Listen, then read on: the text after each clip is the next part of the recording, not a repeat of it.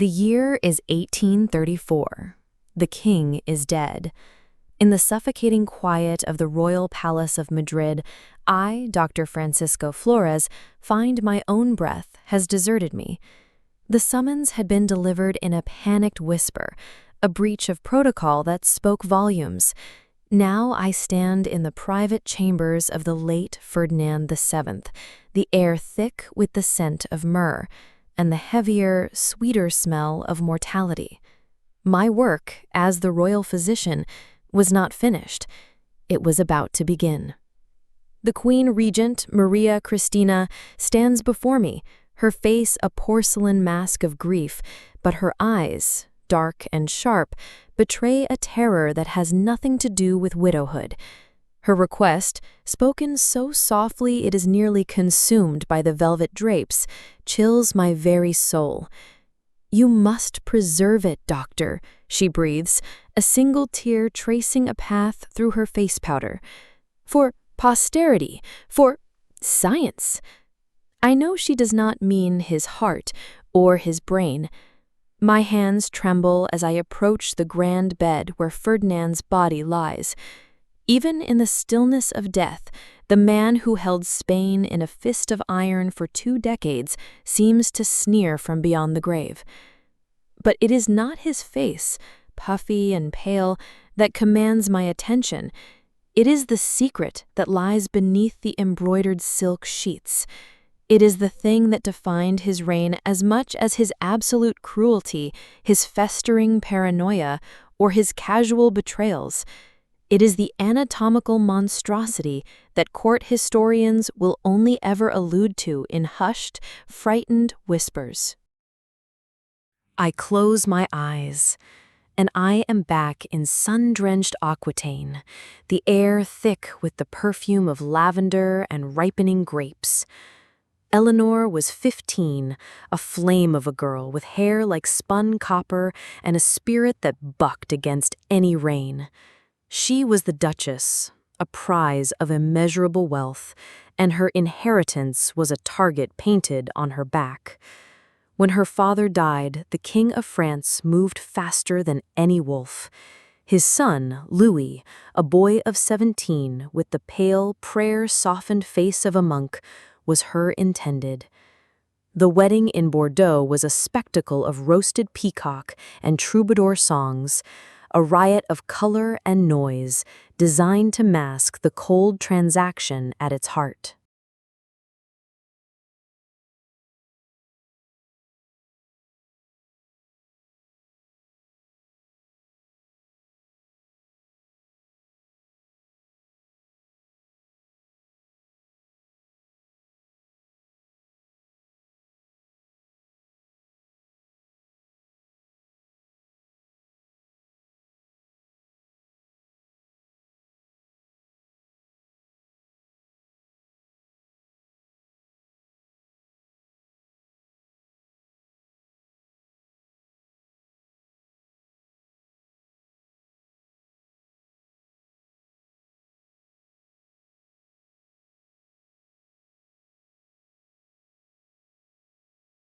That night, I helped her undress.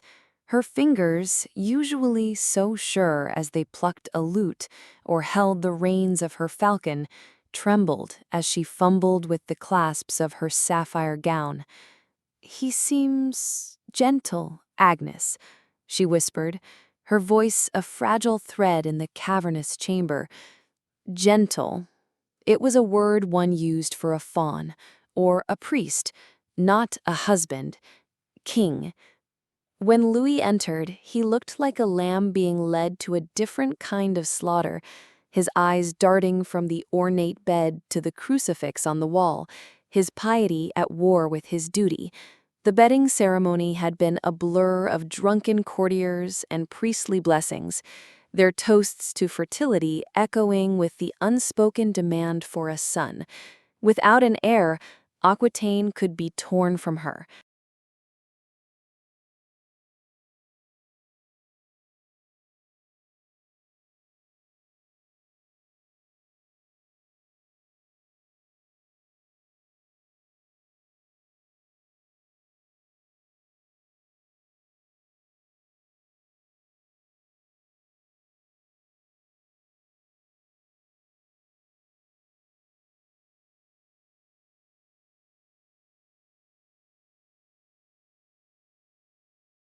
Let's travel forward in time to a world of revolution, rage, and radical change.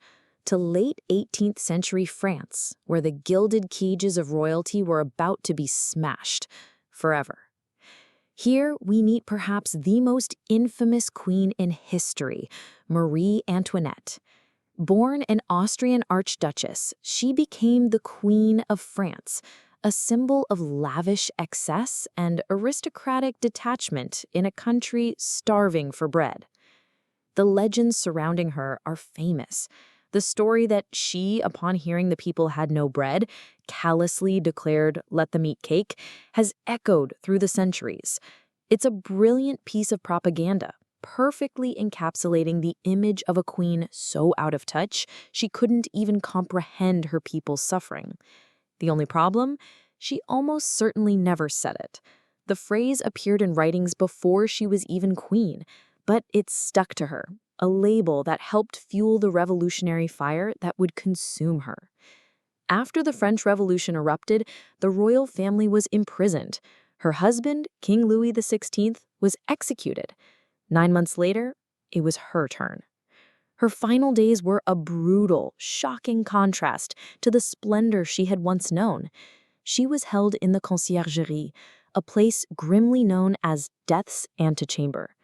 Her cell was dark, damp, and constantly guarded.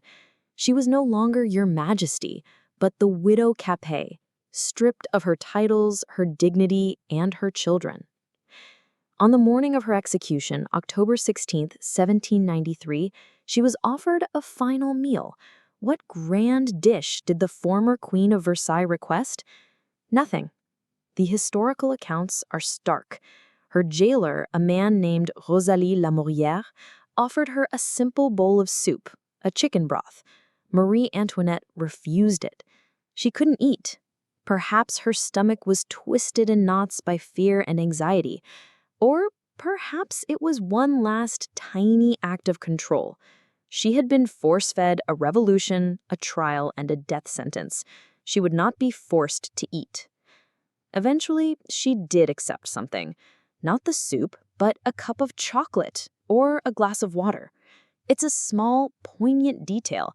Chocolate was a luxury of the aristocracy, a faint echo of the life that had been stolen from her. Was this a moment of weakness, a grasp for one last familiar comfort? Or was it something else? By accepting the chocolate but refusing the common prison soup, was she subtly reminding them of who she was, even in rags?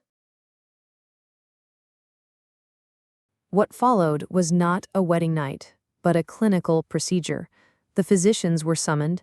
The horrified, sobbing princess was instructed on what would be required of her. The cushions were arranged, the oils applied. The act itself was so traumatic that she was given laudanum to endure it, the beginning of an addiction that would consume her. Ferdinand, already consumed by his insecurities, saw only his wife's revulsion, a disgust that twisted his shame into a cold, cruel anger. Their attempts to produce an heir became a ritualized horror. Ferdinand would summon his physicians, Maria Antonia would be dosed with laudanum, the procedure would be performed. 2 pregnancies did miraculously occur, but both ended in devastating miscarriages. The court physicians wrote of the unusual stresses placed upon Her Majesty's delicate constitution, a euphemism for the brutal reality that her body could not sustain a pregnancy under such violent trauma. Ferdinand, incapable of empathy, showed no compassion. He accused her of sabotaging the pregnancies, of harboring secret liberal sympathies, of deliberately denying Spain an heir. His accusations destroyed what was left of her mind. She died in 1807, aged only 21, a death officially attributed to fever, but known to all in the palace as a death of despair. Ferdinand's second marriage, in 1816, was to another cousin, Maria Isabel of Portugal. Forewarned by whispers from other courts, she was not as naive as Maria Antonia, but no warning could prepare her for the reality. The wedding night was another disaster, a session of torture that left behind blood-stained sheets and a broken bride. Isabel never recovered. She developed a pronounced stutter and what the physicians termed hysterical episodes. Often she would wake the palace with her screams, shrieking about the monster that haunted her dreams.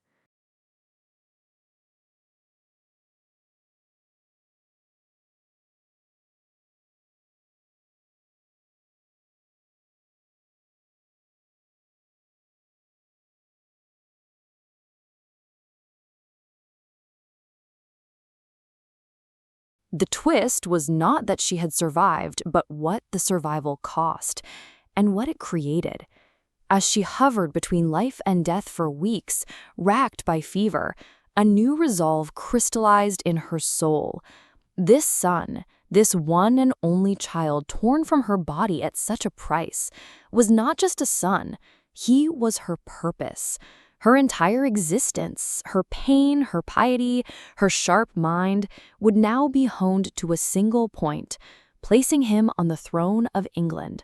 Her maternal love transmuted into something harder, colder, more dangerous, pure, unyielding ambition. The recovery was agonizing, but with it came a chilling clarity. She secured her future with another marriage, this time to Sir Henry Stafford, a younger son of the powerful Duke of Buckingham. He was a Yorkist, a man aligned with her enemies, but the marriage offered protection. It was her first truly calculated move, a sacrifice of personal conviction for her son's safety. She was no longer just Margaret Beaufort, the child widow. She was the mother of a future king, and she would play the long game. The years that followed were a masterclass in patience and deception. The Wars of the Roses consumed England, a bloody tide that swept kings up and cast them down. Margaret walked a knife's edge, maintaining a quiet, pious household with Stafford while secretly nurturing the embers of the Lancastrian cause. Her greatest heartbreak came in 1471. After the final, crushing Lancastrian defeat at Tewkesbury, her son's life was in immediate danger. He was the last best hope for their cause. Jasper made the agonizing decision. The separation was a wound that never healed. She had been separated from him by distance in Wales. Now she was separated by an ocean and the enmity of nations. The grief did not break her. It forged her into steel. Her quiet home became the nerve center of a vast intelligence network. She corresponded with exiles, cultivated allies, and moved funds through secret channels, all under the nose of the Yorkist king.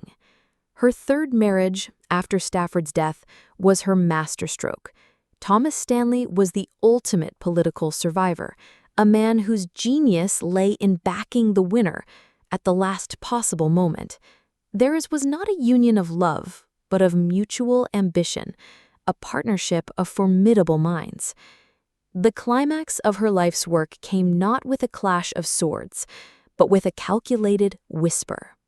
When King Richard III, the usurper who had likely murdered his own nephews, sat on the throne, Margaret saw her chance. She orchestrated a grand conspiracy from the shadows, a rebellion timed to coincide with her son's invasion. The first attempt failed, and she was placed under house arrest, stripped of her titles. But even in captivity, she plotted.